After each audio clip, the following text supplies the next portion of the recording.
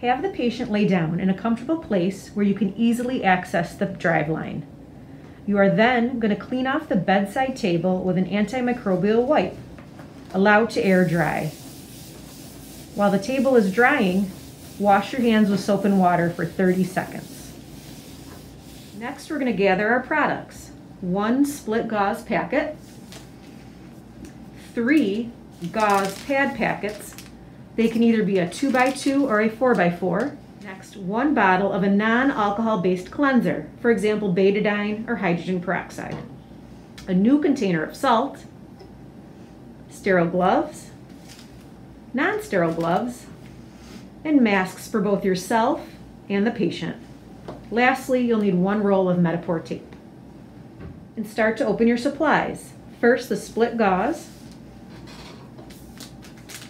and then your gauze pad packets.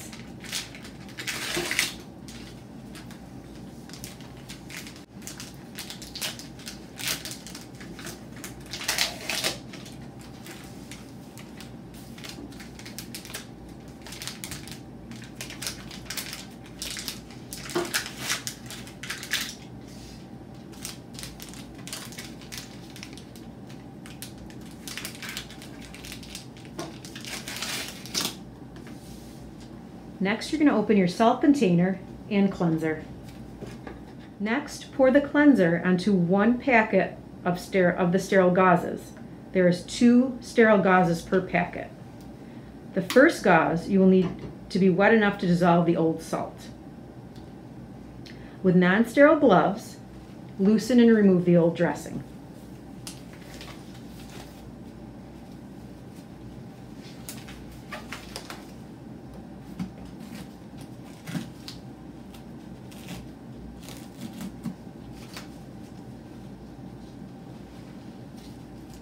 Inspect the exit site for signs of infection. Remove your non-sterile gloves and the old dressing. It can be discarded in the garbage. Next, you're going to put on your sterile gloves.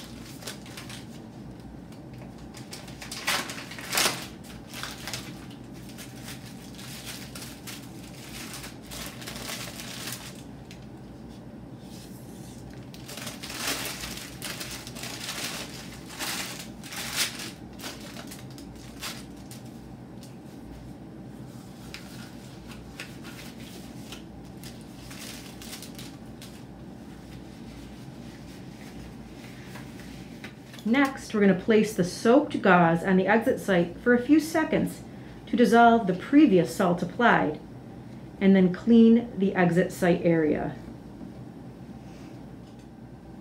Now take the second gauze and clean the area again from the center outward.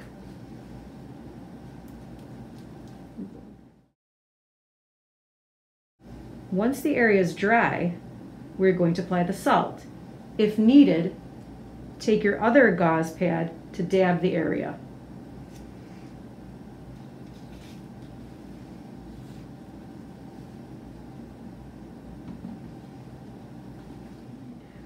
Next, we're going to apply enough salt to cover the hypergranulated tissue, approximately a half a teaspoon.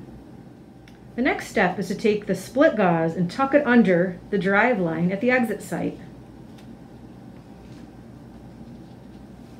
We're going to cover with a third gauze pad. Now we can remove our sterile gloves and cover the site with the Metapor tape. Write the date on the dressing.